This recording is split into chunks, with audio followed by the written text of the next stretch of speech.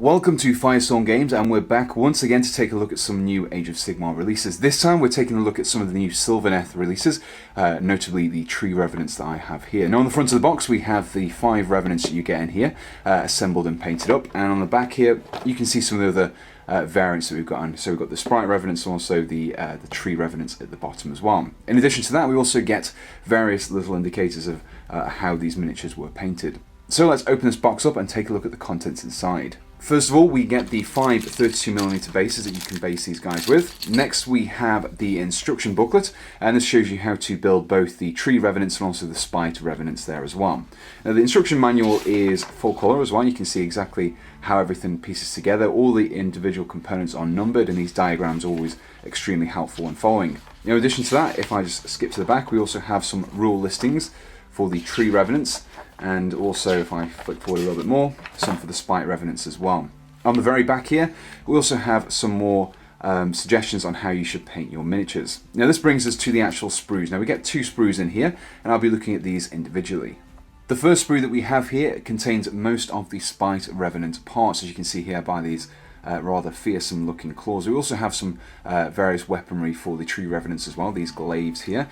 We also have, if I just spin this around, you can see we have one of the standards with some nice intricate branch and leaf work just popping out here. Now the main bodies come in mainly single pieces, as you can see they are here.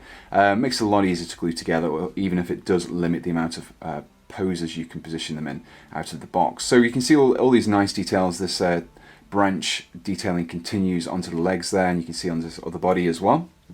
This brings us to the actual main bodies of the actual Spite and Tree Revenants. You can see they're a lot more human-like. You can see the traditional human features there. So we also get on here a few more weapons at the top, another axe, very organic in their appearance, almost as if they've been grown. So let's move on to the next sprue. So this sprue contains more of the bodies that we already saw on the previous sprue, as well as a lot of the weapons that the Tree Revenants are equipped with. We've got lots of different variations here. We've got the glaive, we've got the sword, the sickle style there, we've got more swords, and also this kind of pick design as well. Again, all of these are very fluid in their shapes, very organic in their appearance. They've also got a few of the heads on here as well. You can see one of the Spite Revenant heads just there. You can see very fearsome looking eyes and very sharp features, almost vampiric in their appearance slightly. In addition to that, we also get the hair as well for the Tree Revenants. So now that we've looked at the sprues and all the individual components, let's get some of these guys assembled. And here you can see an example of one of the assembled miniatures.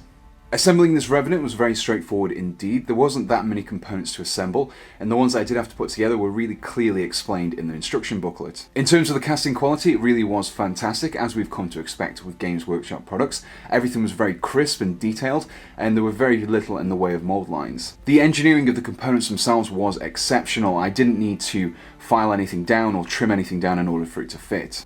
Additionally, if you wish to, you can actually probably magnetize these miniatures and get them easily swapping out between Spite Revenants and Tree Revenants, which just makes the actual kit itself that much more useful. In regards to the components themselves, there wasn't really much in the way of customization. There weren't any additional parts that you could optionally place across the miniatures to give them a little bit more individuality. And while this is fine if you're only assembling a few of these miniatures, if you want to field a full force, you'll find that you're having quite a few duplicates. So now that we've seen one of the assembled Revenants, let's move on and get an overall summary for this kit.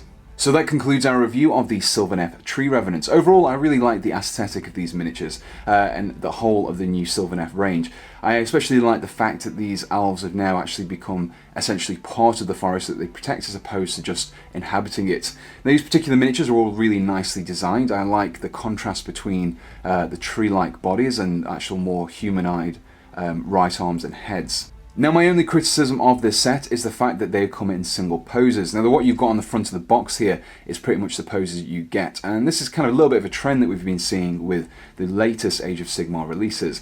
But it's not too much of a problem because the poses are quite nice, but it would probably get a little bit samey once you've had quite a few. So if you would like to pick up a set of these, you can do so by heading over to the Firestorm Games web store, which I'll pop a link to in the description below. And instead of the RRP of £22.50, you can pick them up there for £20.25. So a little bit of a saving there for you guys.